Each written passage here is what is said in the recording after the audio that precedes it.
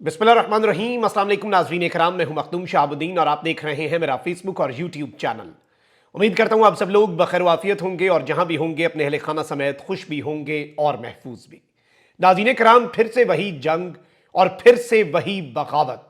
इस वक्त supreme court of Pakistan में जस्टिस याया अफरीदी को जस्टिस मंसूर अली शाह और जस्टिस मुनीब अख्तर की तरफ से लिखा गया खत, जिस हवाले से हम आपको आगाह कर चुके हैं, अब वो खत मंजर आम पर आ चुका है।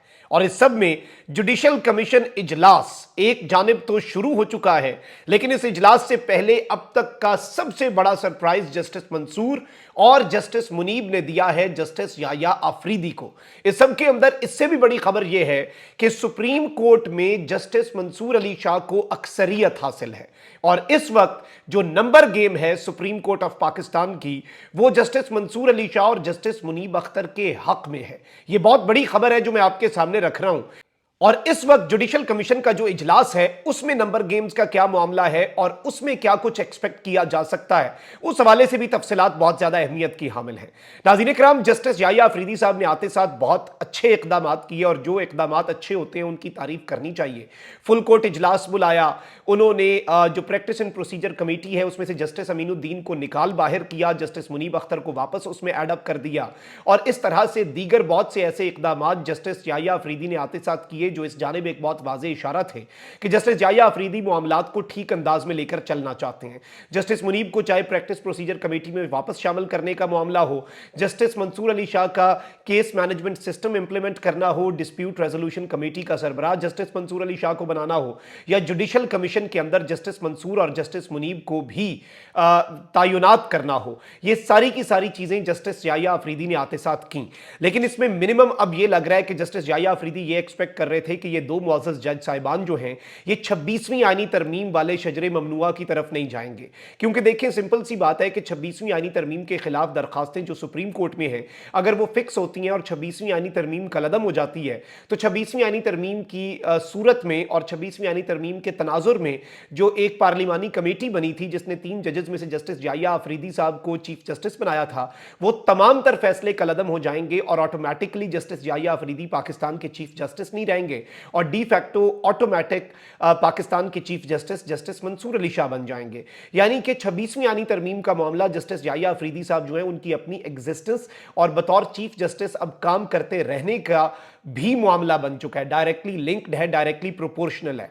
अब इस सब के अंदर पहला बड़ा फड्डा तो हो चुका है। इस सब में जो बड़ा सरप्राइज जस्टिस मंसूर अली शाह दे सकते हैं जो अभी बाकी है, मेरे पास उस हवाले से भी कुछ डिटेल्स हैं, लेकिन इस वक्त 26वीं आईनी तरमीम पर फुल कोर्ट बेंच के लिए सुप्रीम कोर्ट के 2 सीनियर तरीन जजेस ने चीफ जस्टिस को जो खत लिखा है वो खत मंजर आम पर आ गया। ये मुश्तरका खत है, दोनों के इस पर मुश्तरका सिग्नेचर्स हैं। 26वीं आईनी तरमीम पर फुल कोर्ट बेंच के लिए जस्टिस मंसूर अली शाह और जस्टिस मुनीब अख्तर ने यह खत लिखा है। प्रैक्टिस एंड प्रोसीजर कमेटी में शामिल दोनों जज साहिबान ने चीफ जस्टिस को खत लिखकर जजेस कमेटी के फैसले के मुताबिक, यानी कि प्रैक्टिस एंड प्रोसीजर कमेटी के फैसले के मुताबिक 26वीं आईनी तरमीम का केस फुल कोर्ट में लगाने का कह दिया है। दोनों सीनियर जजेस ने खत में कहा है कि 31 अक्टूबर की कमेटी मीटिंग में 26वीं आनी तरमीम का केस फुल कोर्ट में लगाने का फैसला किया गया, मगर कमेटी के फैसले के बावजूद कोई कॉज लिस्ट जारी नहीं हुई। खत में मजीद कहा गया कि 2 जजेस ने इजलास में फैसला किया कि 26वीं आनी तरमीम के खिलाफ केस 4 नवंबर बरोज सोमवार फुल कोर्ट सुनेगी और 2 रुकनी जजेस कमेटी का फैसला अब भी बरकरार है। यानी कि यह सिर्फ खत या शिकवा नहीं है, इसमें कहा गया है कि वो फैसला अपनी जगह पर एग्जिस्ट करता है। 2 रुकनी जो 2 जजेस ने जो फैसला किया, 2 रुकनी जजेस कमेटी ने, वो फैसला एग्जिस्ट करता है और उस पर अमल दरामद कानूनी तौर पर जरूरी है। जजेस की जानिब से लिखे गए खत के मुताबिक कमेटी इजलास में किए गए फैसले पर अमल दरामद करते हुए कॉज लिस्ट जारी की जानी चाहिए और इसी हफ्ते 26वीं आईनी तरमीम के खिलाफ दरखास्तें फुल कोर्ट के सामने लगाई जानी चाहिए, यह मुतालबा किया गया है।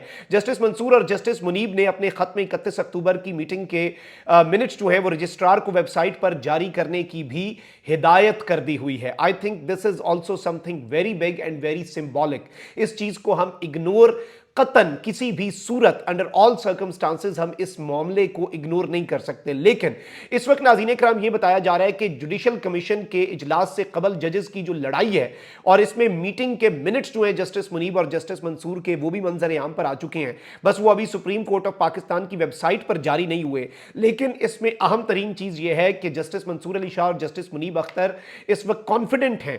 और इससे एक चीज वाज़ेह होती है, जो हुकूमत के करीबी सहाफ़ी भी पहले रोना रो रहे थे अपनी किस्मत का कि जी सुप्रीम कोर्ट के अंदर इस वक्त 17 जजेस में से जो मेजॉरिटी जजेस है ना, वो आइन और कानून के साथ खड़े हैं। यानी कि अगर जस्टिस मंसूर अली शाह साहब जो हैं और जस्टिस मुनीब अख्तर ये बात कर रहे हैं कि फुल कोर्ट बने इसके खिलाफ, क्या नाम है, 26वीं आईनी तरमीम के खिलाफ, तो इसका मतलब है कि देर आर हाई चांसेस कि 26वीं आईनी तरमीम फुल कोर्ट से कलअदम हो जानी थी। इसलिए जस्टिस याहिया अफरीदी उस तरफ को जा ही नहीं रहे।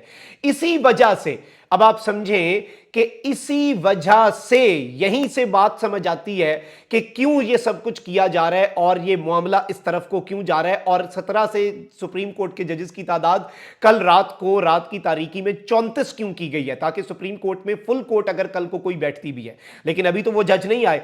फुल कोर्ट वही होती है जो दस्तयाब जजेस पर मुश्तमिल हो। जैसे इससे पहले 13 रुकनी फुल कोर्ट भी बन चुकी है सुप्रीम कोर्ट में, जिसका 8-5 का फैसला था मखसूस नशिस्तों वाला ना। तो अब यहां पर एक और डेवलपमेंट ये हो सकती है कि एक तरफ तो जुडिशल कमीशन का इजलास जिसमें आईनी बेंच भी बनने हैं, उसमें जस्टिस मंसूर अली शाह और जस्टिस मुनीब अख्तर के पास मेजॉरिटी नहीं है। प्रैक्टिस एंड प्रोसीजर कमेटी के अंदर मेजॉरिटी है। सुप्रीम कोर्ट के मेजॉरिटी जजेस जो हैं वो इस वक्त इनके साथ हैं, ये हमारे पास इत्तलात है।